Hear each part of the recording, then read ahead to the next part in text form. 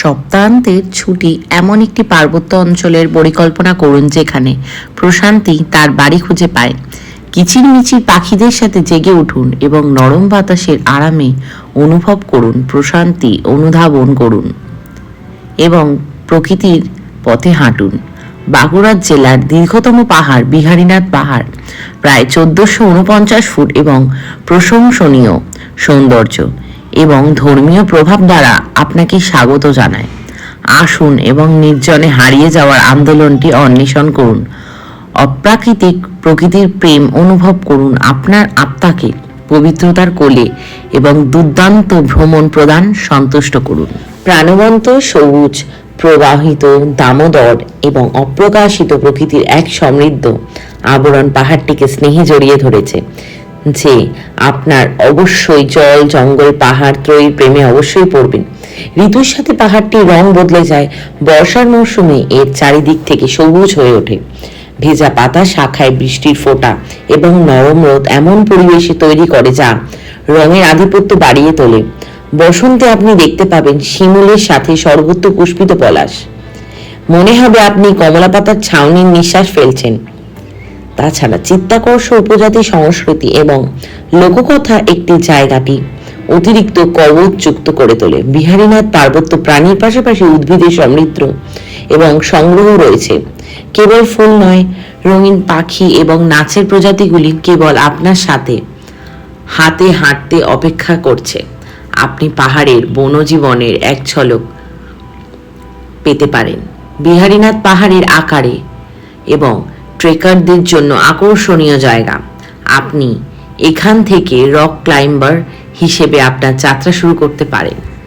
এতক্ষণ আপনাদেরকে বিহারীনাথের পাহাড় সম্পর্কে বললাম, এরপর আপনাদেরকে মন্দির প্রাঙ্গণ সম্পর্কে কিছু বলে নিই। আপনি নিঃশব্দে প্রকৃতিপ্রেমিক এবং উৎসর্গীকৃত উপাসক হতে পারেন।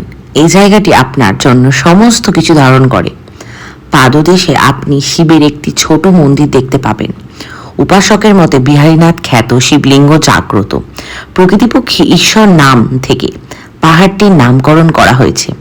চোখ ধাঁধানো প্রকৃতির সৌন্দর্য কুলকুল করে বয়ে চলেছে জলধারা জায়গাটি তৈরি করেছে। মহাশিবরাত্রি উৎসব চলাকালীন তীর্থযাত্রীরা এখানে অনেক দূর এবং সংলগ্ন অঞ্চলগুলি থেকে আসেন। এই স্থানটি শ্রাবণ মাসে এবং নবরাত্রির সময় এক নির্মম তীর্থযাত্রায় পরিণত করে।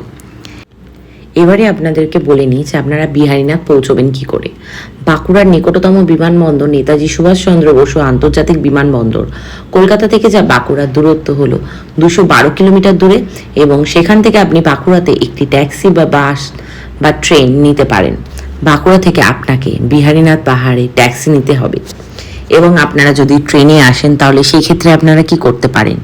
কলকাতা থেকে বাঁকুড়া রেলপথ 233 কিলোমিটার।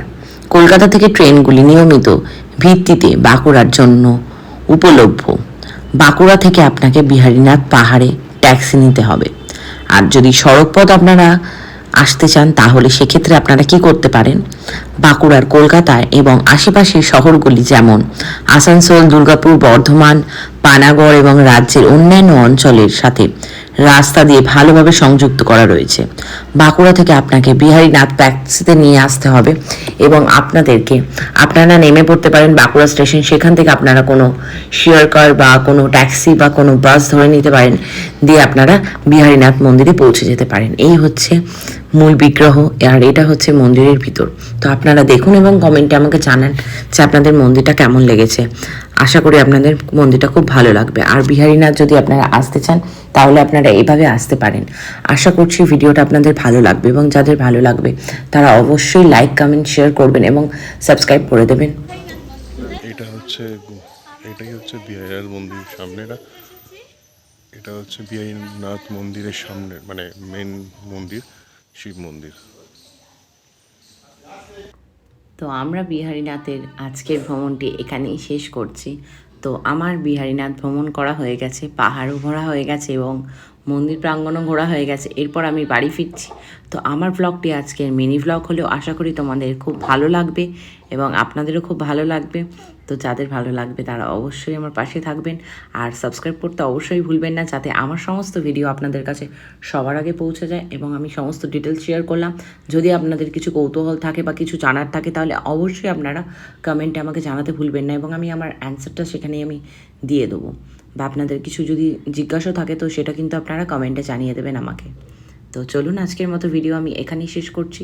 পরবর্তী ভ্লগে অবশ্যই আপনাদের সাথে আবার খুব শীঘ্রই দেখা হবে। তো আজকের মতো টাটা।